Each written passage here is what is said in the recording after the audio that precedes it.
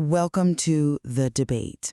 It is honestly exhausting to listen to the constant, cynical reduction of Taylor Swift's 2019 album Lover as just another notch on a corporate spreadsheet.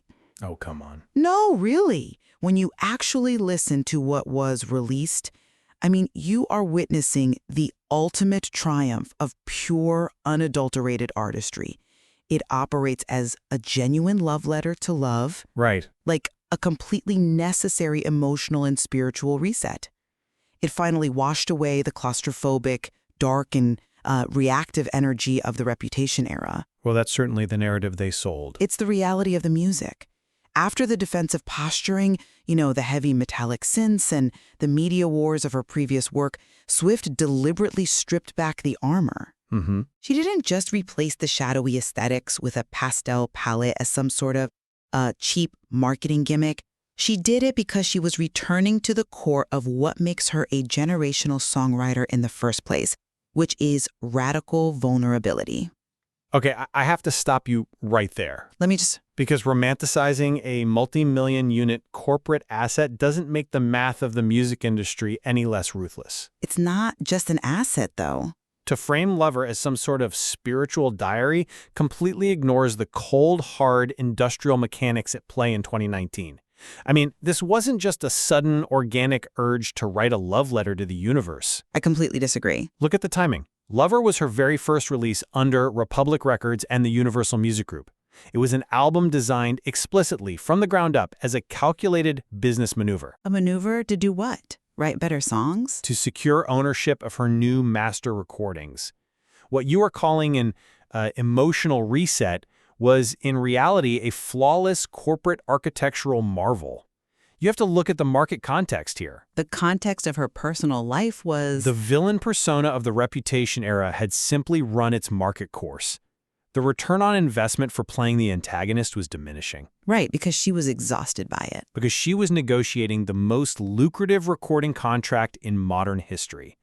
She needed to reassert absolute global market dominance. And to do that, she had to re-enter the market not as a polarizing, defensive figure, but as a universally profitable, brand-safe entity. Okay, I understand the temptation to view everything through the lens of a Universal Music Group contract. I really do. But if you look under the hood at the actual architecture of these songs, the vulnerability is undeniable. Vulnerability sells.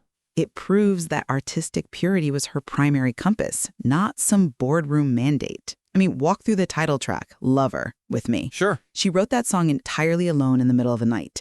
When she took it to Jack Antonoff to co-produce, she explicitly chose to avoid modern, trendy pop synths, which were, dominating the algorithms at the time. Right. She pivoted to retro. Instead, she opted for timeless 1970s and 1980s instrumentation. Heavy reverb, acoustic bass, a waltzing tempo. It doesn't function as a mathematically engineered pop hook designed for TikTok. It functions quite well on Spotify, actually. It functions as a true romantic vow. The bridge literally mimics the cadence of wedding vows. Can I go where you go is a quiet, profound commitment. If this era was purely about commercial safety and maximizing ROI for Republic Records, how do you explain a track like Soon You'll Get Better? What do you mean? How do I explain it? It's a beautifully written song. No, mechanically, algorithmically. You know how Spotify and pop radio algorithms work. Of course. They penalize low retention rates and slow BPMs. A song about your mother battling cancer featuring a trembling vocal performance and desperate, repetitive prayers of a terrified daughter is algorithmic poison. Well, people cry and then they skip it when they're at the gym or driving to work. Releasing a track of such quiet, unpolished helplessness is a massive commercial risk. Is it, though? Yes. She even brought in the Chicks, which grounds it firmly in her country roots rather than global pop appeal. The fact that a song like that exists on this album proves that the spiritual heartbeat of the record dictated its existence, not a brand-safe sanitization strategy. I appreciate your dedication to the poetry of it all, I really do. But you are ignoring how a loss leader works in a broader portfolio. A loss leader? Let's talk about the reality of market survival. If this era was truly defined by quiet, unpolished grief and timeless acoustic vows, She wouldn't have launched a multi-million-dollar promotional campaign with ME. That was just one single. You don't open an era of, quote, artistic purity and vulnerability in April 2019 with a brightly colored, theatrically accessible pop explosion featuring Brendan Urie and a literal marching band. You just don't. It was a celebration of Me was engineered mathematically. It utilized slogan-like call-and-response hooks like "spelling is fun," designed explicitly to capture Billboard's attention. which it did. Exactly. To secure top 40 radio play and announce a highly profitable, family-friendly new era to the masses.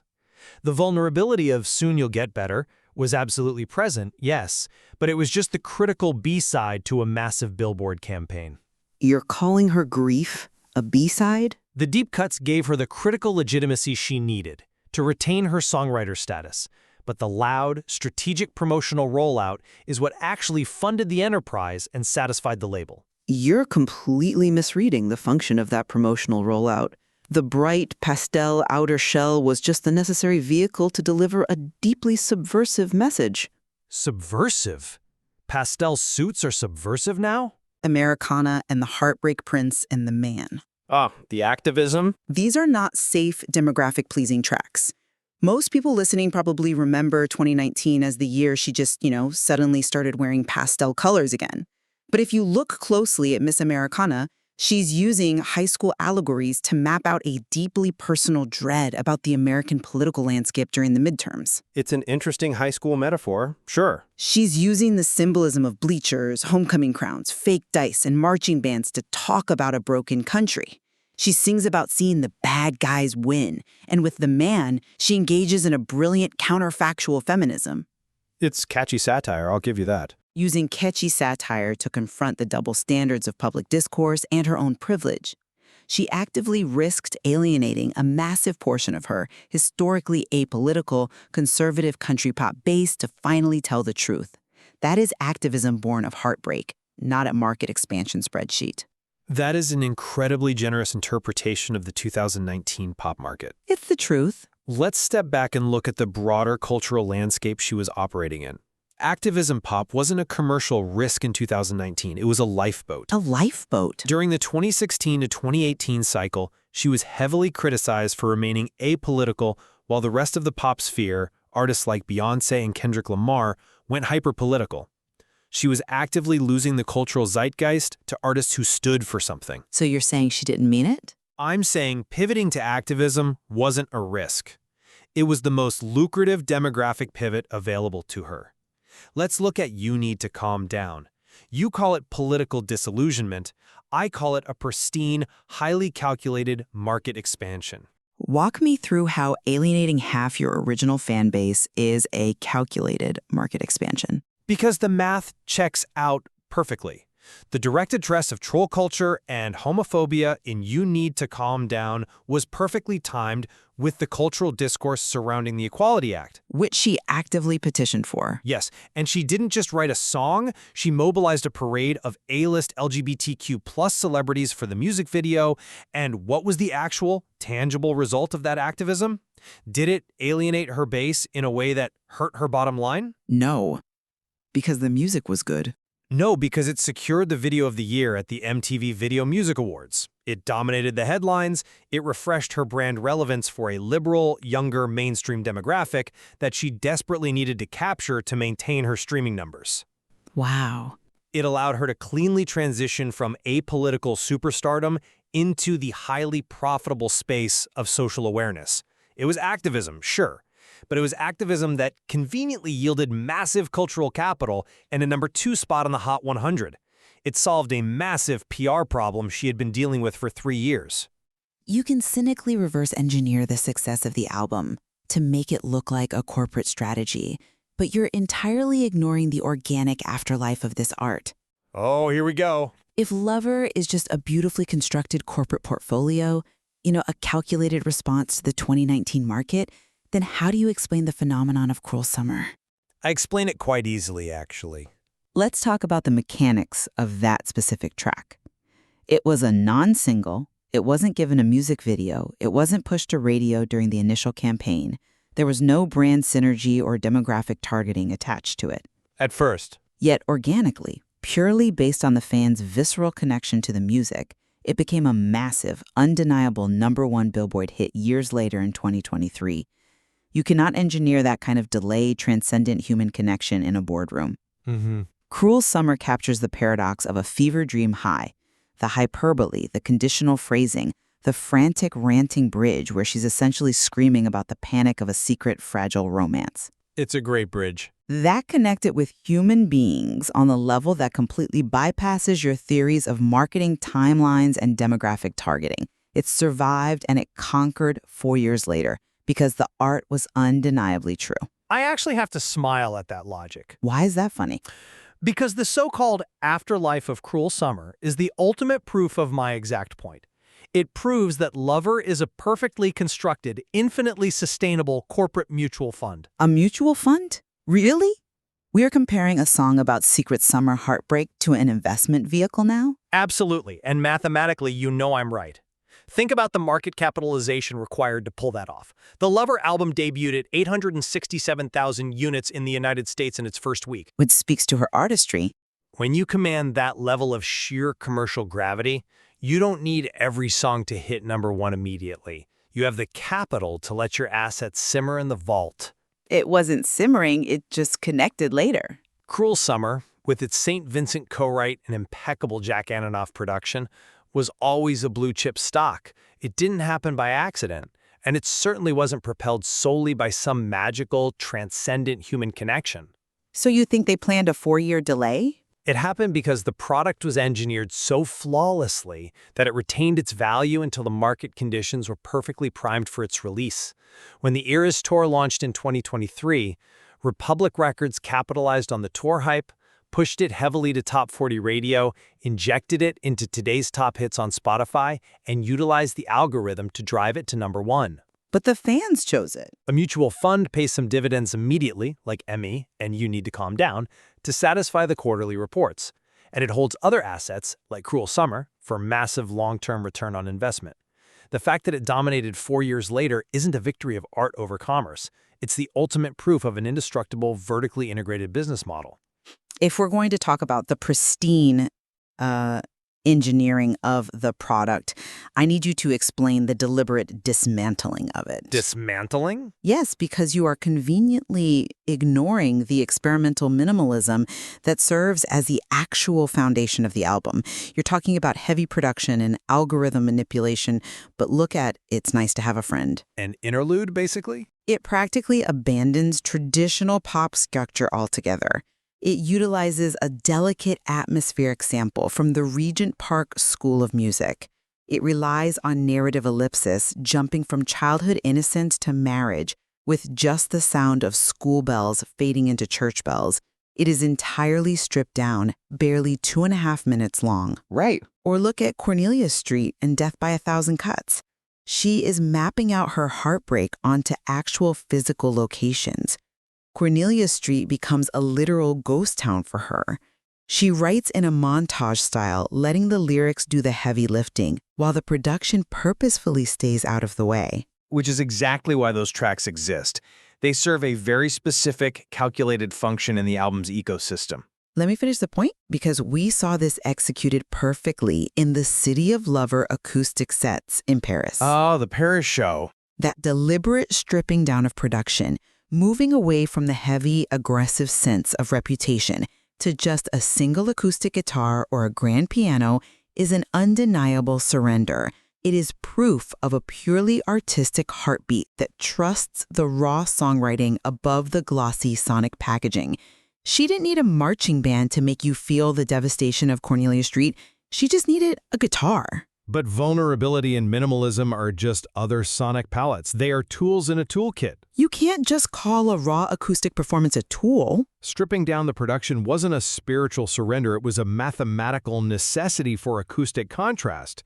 Think about audience fatigue. After the heavy, aggressive, industrial bass drops of Reputation, you cannot simply release another loud, synthetic album without experiencing extreme market exhaustion. So she wrote quiet songs as a tactic. The sonic pivot was absolutely required to retain engagement.